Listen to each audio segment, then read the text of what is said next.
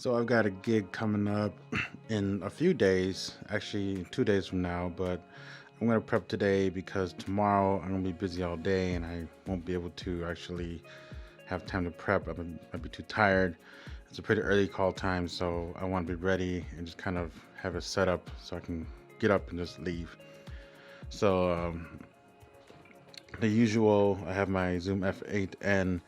I'm gonna run two Electros and I'm gonna run two Sennheisers as well because this specific shoot, there's four people talking and they want all four of them to be laved and boomed. So originally they were going to use their gear, which was the F4, but I mentioned that only has four inputs and we won't be able to boom. So they're like, oh, I was like, I can use mine. I'm like, cool. So I probably won't be get extra money for using my gear, but that's fine. I would rather like do it and like get good results for them, because they said in the future they are going to be having more clients and they kind of want to outsource more of their work. So if I get a good name on their line, then I can do more work for them, which is cool. These are Comteks / Listen Tech. So they're a combination of both.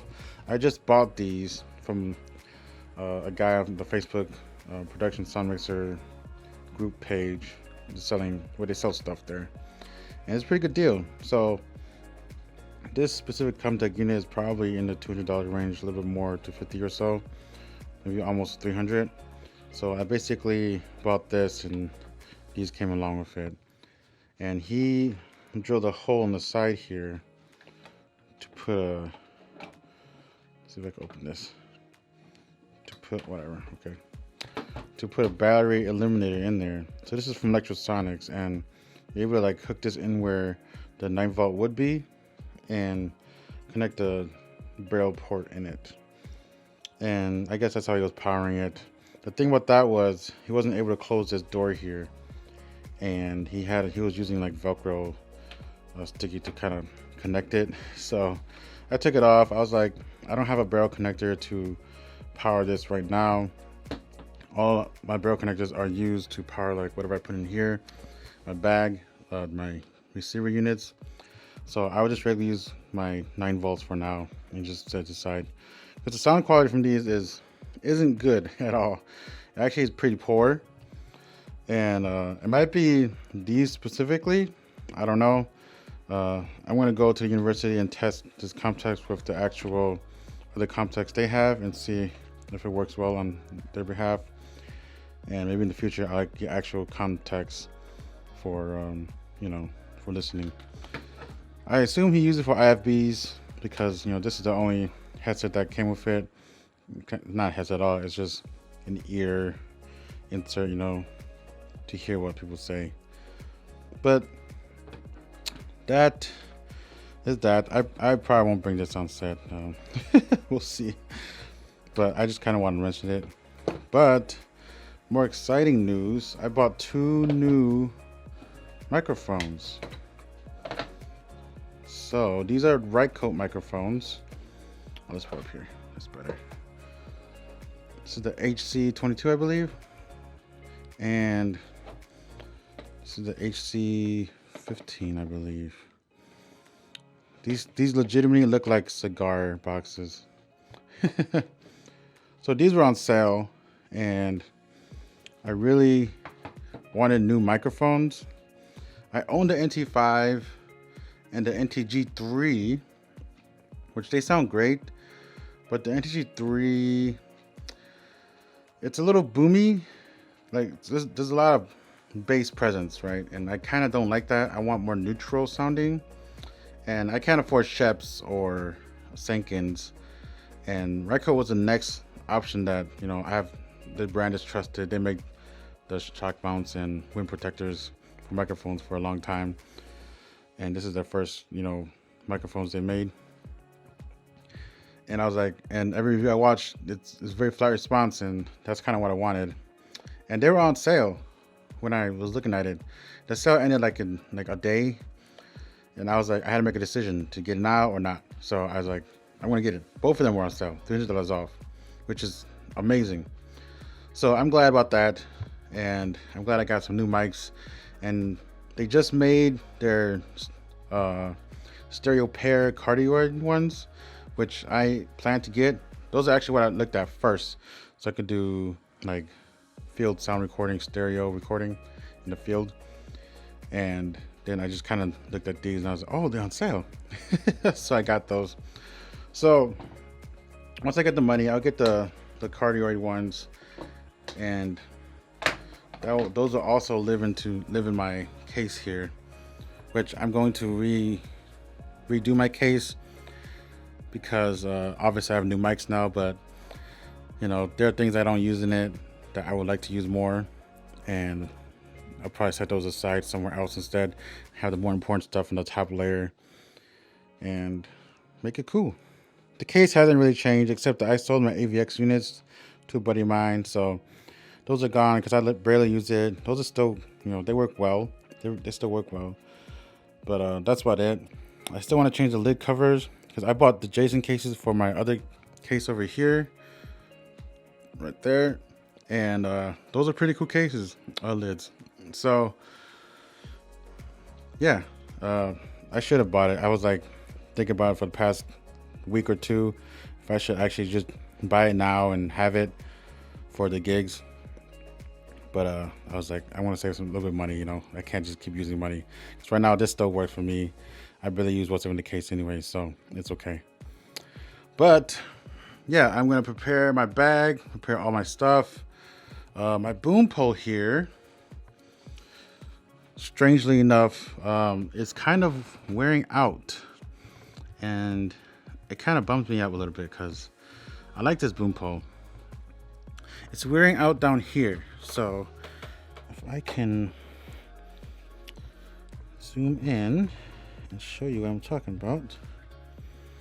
So this XLR male connecting port here that you know, you connect your XLR to, it's very worn out. The pins aren't worn out, but then the surrounding areas of the metal, it's pretty worn out, because I bought this used, and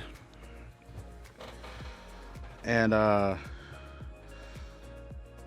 was used a lot, right? I suppose, because I bought it from Borrowed Lenses, and I got it. It worked great for several years. I've used this for a very long time now, but then, you know, I used it a lot, so I wore it out more. So I need a new boom pole.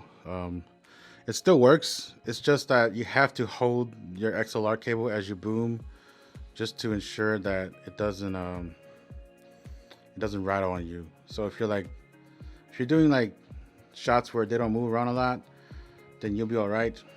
But if you're doing shots where you move around a lot, you might hear some clicking. It's not boom handling, it's actual clicks. Like when you plug in the XLR, you know, you hear that click. That's what that is. So I need a new boom pole. I will still bring this for backup, but I'm gonna check one out from the university, because, you know, that one actually is not worn out. It's literally brand new, and it's more like reliable in that sense. The thing about that is, I don't know if I want to buy the same boom pole or not, because although I love this boom pole, like if I just keep having the same stuff, like I'm not improving myself in that sense. And I would like the Comteks Classic poles, which is way more expensive, because it's graphite, you know, and it's lighter, and it's not just double the price, it's triple the price. So we'll see what happens. We'll see what I decide on. So you might have noticed this light stand that's connected to this cart. I've been modifying this cart for like quite a bit, like the one over here, my smaller one. The light stand was like actually in the back over there on the back side of the cart. And this one, I found a 3D print for these mounting options here, and like you can set it there, and then you can have a 1/4-20 nut in there inside. Then you can connect it to whatever you want. And what I did was I repurposed that print and created one size for a light stand, this specific light stand, and I just connected light stand to it, so it could be taken off. It's not permanent, you know. It does take some time to take off, but here's an example. Here's the 1/4-20 thread here. If we can get it focused, please. It's a 1/4-20 thread here that you can still connect stuff to it. So I designed it so I can actually connect to more stuff if I wanted to on both ends. If I want like a magic arm for some reason, I don't know. This is on both sides of the cart. We have one here. We have one over here as well, because we're gonna use this cart for my buddy who wants to make a streaming service, and he wants to kind of be mobile, you know.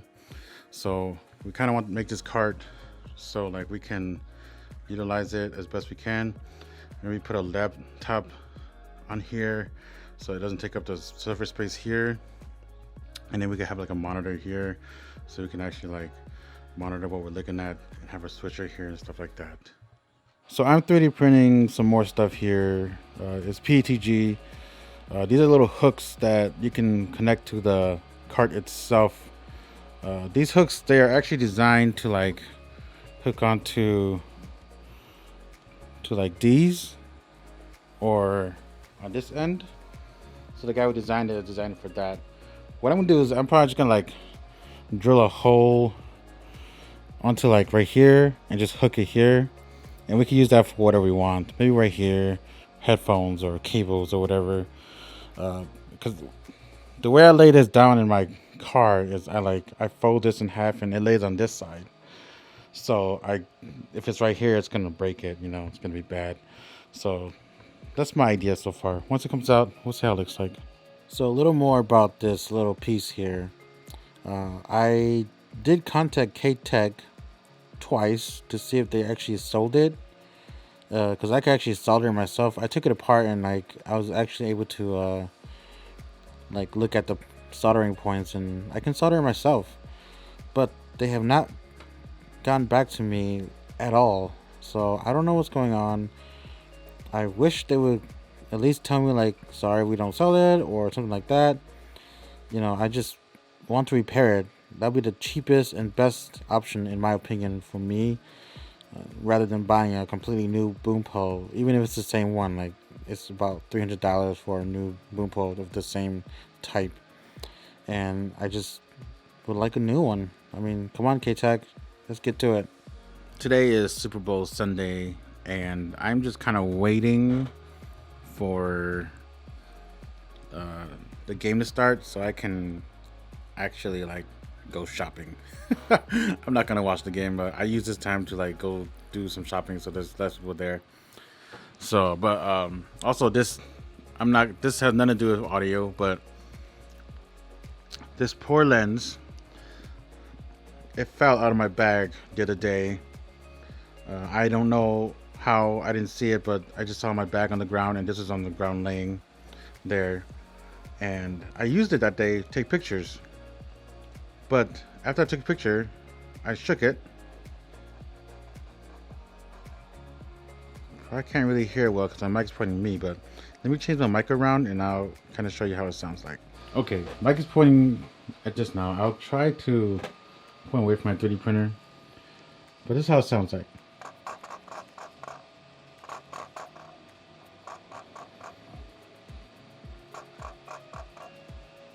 Something is like loose down here, so I'm going to test this and hopefully it still works. It kind of sucks that I feel like something's wrong.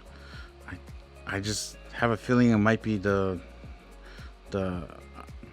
VC meaning the image stabilization. So hopefully it's not, but I'm gonna do some tests and we'll see how it works.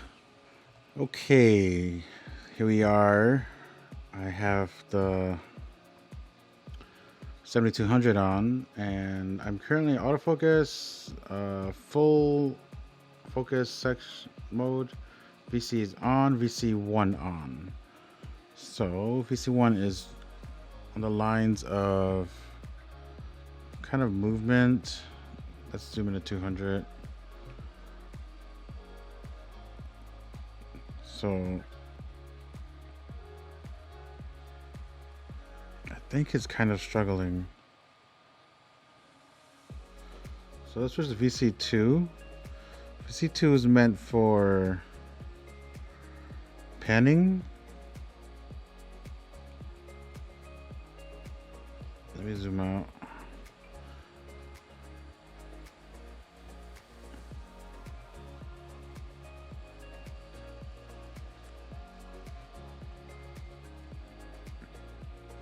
Yeah, I have a feeling it is VC. I forget what VC3 is for. It is for something else, I'm sure.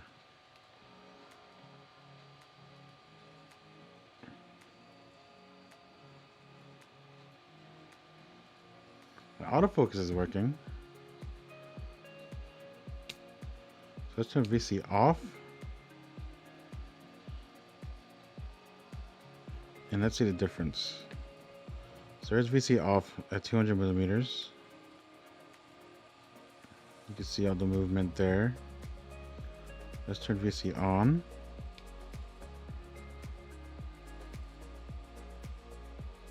And there is stabilization still. Interesting. Okay. Maybe it is fine. I don't know what element is loose in there.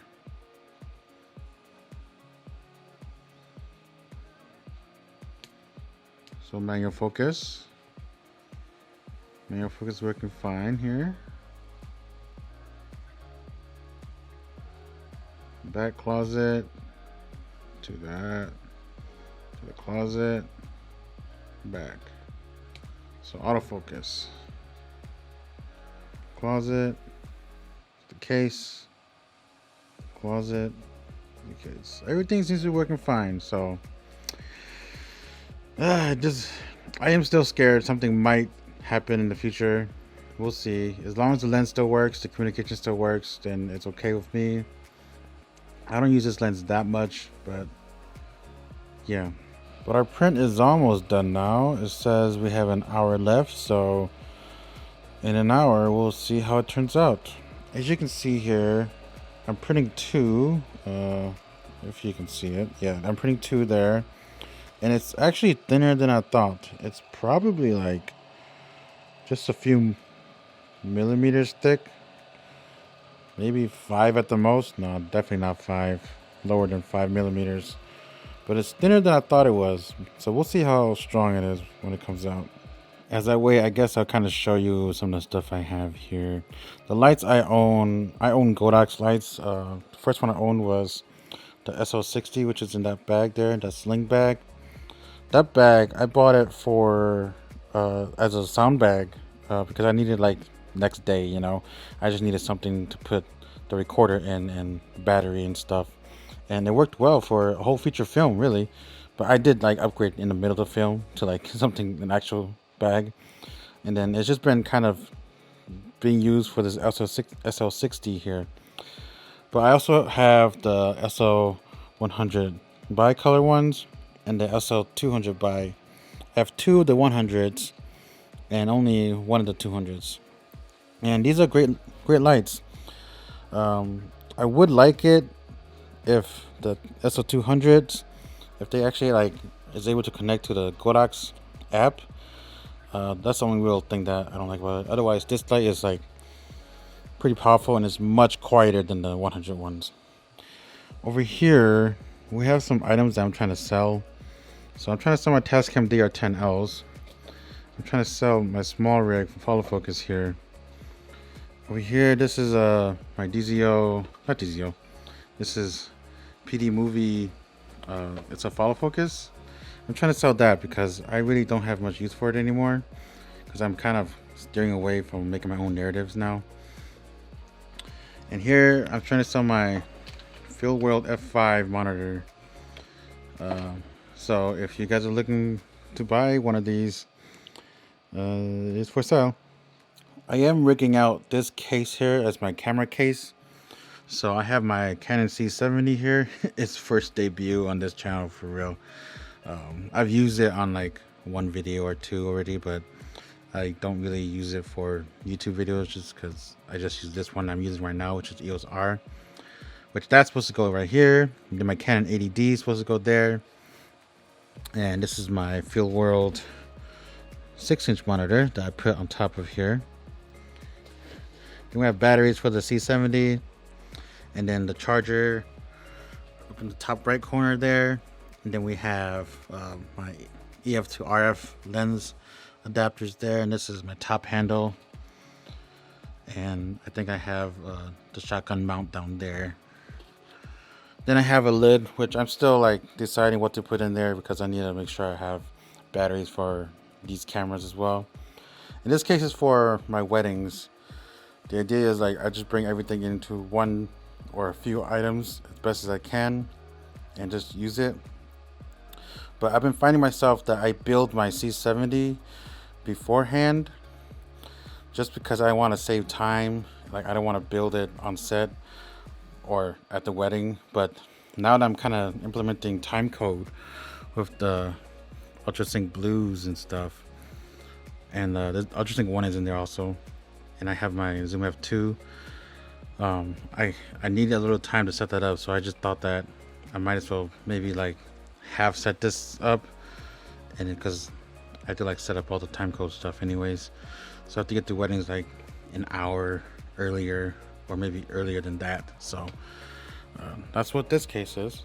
This case, I call it the monitors case just because it's easier to like recognize and to say, you know, go get the monitors case. This is where I keep the director's monitor. This is a Field World 7-inch monitor. I don't want to take it out because it's kind of a hassle to take out. As you notice, I've been using Field World. I kind of like them. It's like a cheaper brand that's pretty good quality. It's just monitoring stuff, so it's not like I need accuracy for certain things. It's just a bunch of bibs and bobs like 1/4-inch screws or adapters or whatever. And here are my wireless transmission devices. I have the Hollyland Mars 300. This is the first one, not the 300 Pros or anything like that. And these were great. This is HDMI only. Then I have the Hollyland Mars 400S, which is HDMI and SDI. And I was trying to sell these because, like I said, I'm not really moving into narrative filmmaking anymore.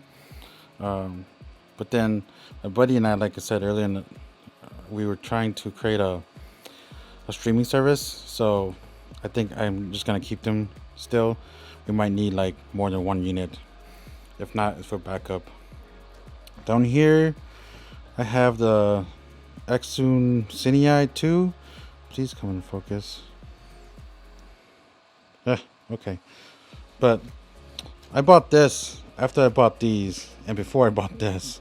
Because the Highland 400, you can transfer or transmit to your phone now. But then you weren't able to do that. And I was like, oh, the Xsun Cinei, you know, we could use that.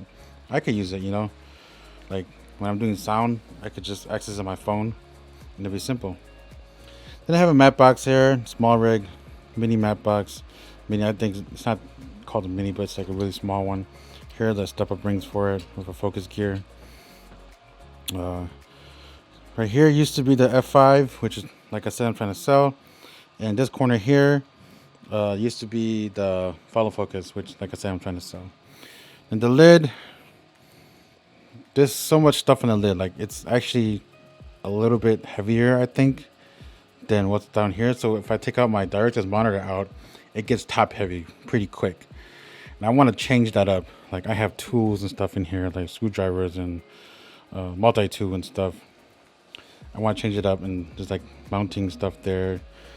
And I'll probably go with the Jason cases like I did in my camera case to see how well that goes. So this is my riggings case. This originally was the case for the Ninja Inferno, which I still have. I bought from a buddy of mine. But then the Ninja Inferno quickly became the the director's monitor, and then this case wasn't being used before I went to the Field World case. So I'm using it as my riggings case now, and I'm sorry, everything's literally just thrown in here. There's like no organization. I keep my magic arms in a bag just so I know I can find it quicker. But there's just so much stuff in here that, like, for rigging, I have like magnets if I want to like rig something. I bought this for a car rig, which in the end I actually bought an extra car rig.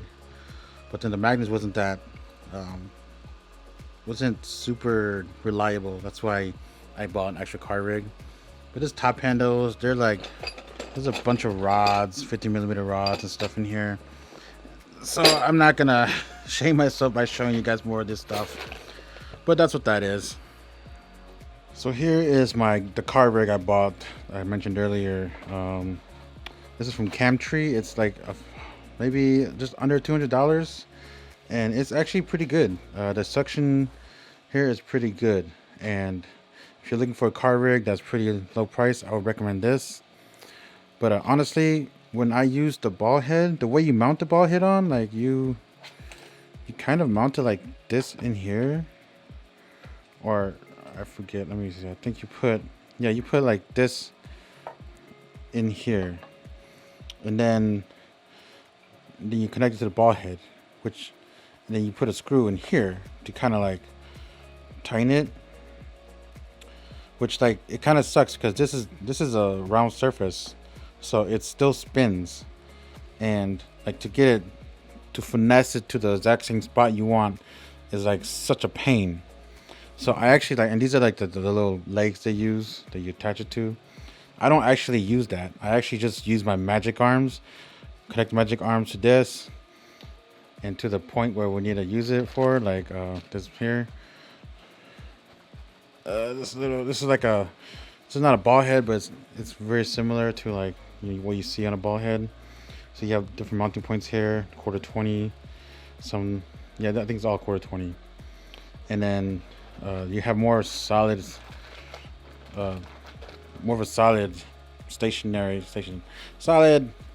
what's the word, mount. There you go. Yeah, so if you do buy this, I would actually recommend you buy magic arms as well, like at least 3, I would say, obviously, because there's 3 suction cups, and you need a actual fluid head, or not fluid head, but a tripod head. I'm sorry, I took it out. That's actually 3/8, which every tripod head should be that, but I recommend you get a strong tripod head because you're gonna be mounting something pretty expensive onto a car and you'll be driving it. Gimbal wise, I do have the DJI RS3 Pro, which is great. This definitely holds my C70 perfectly fine, and I love using it. I'm not gonna take it out just because I have to put it back in, but I did buy Tilta's battery arm thing. I forgot what it's officially called. Because my idea is I want it to be underslung. I don't want it to actually like sit like this, like it's designed. They designed it, but I want it to be underslung. So I bought this NATO rail here. That's actually quarter 20 locking pins right here, because the 2 mounting points here are quarter 20, and it's very hard. It was very hard to find something to like mount a top arm here, because my idea is I want to actually have the top arm and have my easy rig clamp onto the top arm, so like it can take the weight off of me. With that though, ironically it made it less smooth in movements, because like when you're holding it with your arm, you're actually absorbing the walk a little bit. And with the easy rig doesn't absorb it, so it's a little rougher. So it might take some practice, or I might need a different solution, but that is the idea. All right, it is finished, and as you can see, it actually looks pretty good. I think it's pretty sturdy. I did 50% infill just so I can have the strength. So here's the second one here. I have extra quarter 20 screws and nuts, and I have my washers and lock washers out to screw it in. So right now I'm gonna do one here, screw it in, and I'm thinking about doing one here maybe. I'm not sure yet. We'll see what happens. Oh, I can't do there. We'll see what happens, because I feel like that might get in the way of some sort. If not, I actually might do two. Just do one here and one here. So we'll see how it goes.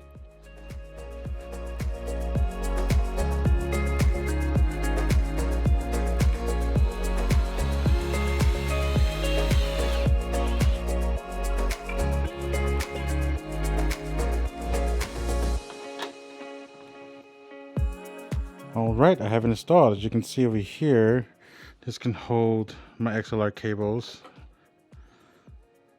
and that's pretty cool. I could probably put more on it, stack quite a bit. And over here, this can hold my headphones. Yeah, I like it. I think both sides will work. If I want another one over there, I'll just 3D print another hook. But yeah, cool. So this video turned out a little bit different than I wanted it to be. It was supposed to be the beginning of the gig video 2 days from now, but I don't know if I can even film that day. So if I do, like, I'll try to make something from it. Otherwise, I can't. But after that, I have literally a feature film right after that I'm shooting. I'll be doing sound for. I'll be working on it. It's only for 6 days, so we'll see how that turns out. But I definitely will have content for that. So I might try to make a day-by-day content, but we'll see. Sometimes I can't do it because I'm the only sound guy, so I have to do everything myself. I have to work and all that stuff. So I'll try to get as much content as I can out of it. Otherwise, it'll be just one video and just me kind of explaining this and that. Day 1, day 2, day 3. We'll see. But this video will end here, and I'll see you guys next time.